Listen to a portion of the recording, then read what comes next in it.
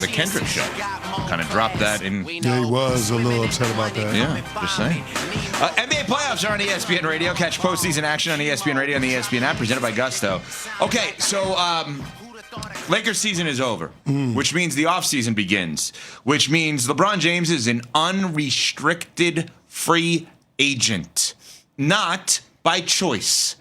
I say that because more times than not, when LeBron has hit free agency, every time he's hit free agency, it has been by his choice because he would decline a player option in order to re-up with the current team that he's on or renegotiate, whatever it is, to get to another team, whatever. This is the team that he was on did not give him the option he wanted, and thus, or the extension he wanted at the time, and thus he is truly an unrestricted free agent. So now we get all of the gossip. Now we get all of the information. And who better to hear from than Dave McMenamin, ESPN NBA reporter who has been covering LeBron James forever and is an amazing reporter at giving us the information in and around one LeBron James and Los Angeles Lakers. And Dave was on the Rich Eisen show, noon until 3 Eastern time yesterday here on ESPN Radio, and had this to say about LeBron. March 31st. Yes, sir. Lakers beat the Cavs. Mm-hmm. It completes what ends up, we don't know, but at this point, in retrospect, they've now gone 16-2 over a 32-day stretch. And in this game against the Cavs, LeBron James, most wins in NBA history combined, regular season. And against the Cavs. And against the Cavs, right? 15,000 points for Luka Doncic for his career, 5,000 points for Rui Hachimura. And it secures back-to-back 50-win seasons and 100 wins in J.J. Redick's coaching career. So in the post-game locker room, J.J. Redick doing a good job and kind of recognizing this group accomplishment is listing off all the things that were done by his team that day. Mm-hmm. And as J.J.'s addressing the room, Rob Pelinka takes his turn to address the room, is holding the game ball, and presents it to J.J. Redick. Shortly thereafter, LeBron James, who, of course, he arrives to the arena wearing like an outfit and then showers and changes and stuff and leaves in that outfit. Well, this night was still in the practice shorts, ice bags on his knees, slide sandals on his feet. And he walked right out. Walks out. No game ball. Sensitive. CC, you're wiping your brow on this. I mean, he ain't got enough game balls.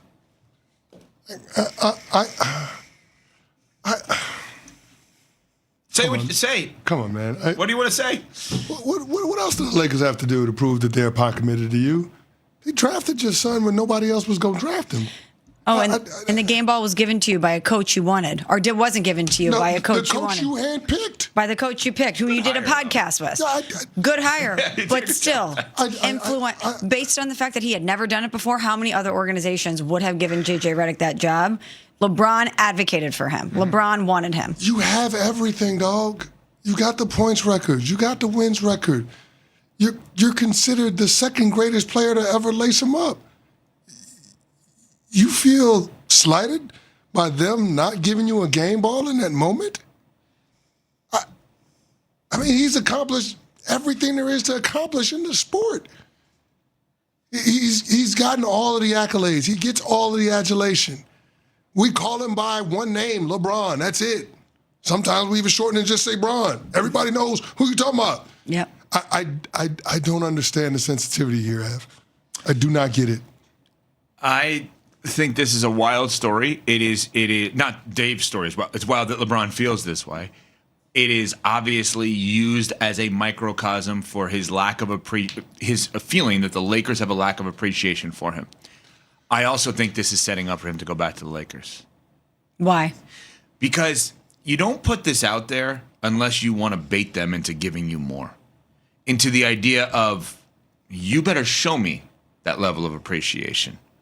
I think there's something to this that is like, he's actually trying to. They haven't shown him appreciation? Well, that's the thing. Of course they have. But it's like, I'm trying to get closer to you. I'm not trying to get further apart from you. I think this is a little bit of LeBron passive-aggressive reverse psychology that he's always used. Sure, and he was excellent this year. He stepped up when Luka was out, when Reeves was out. LeBron was excellent this year in his 40s. He deserves all the credit in the world. He deserves all the credit in the world for taking a step back and doing what the team needed him to do, having an adjusted role. He has been great this season. We didn't get a lot of the passive-aggressive stuff. However, this reverts back to things that we have said about LeBron in the past. And if I'm the Lakers and I'm on this 2-timeline thing and I have Luka there, and while LeBron is still impacting winning at a high level, I know it's time for this to be Luka's team. It's time. We acquired him. We want to build around him. LeBron has a finite amount of time left in his career.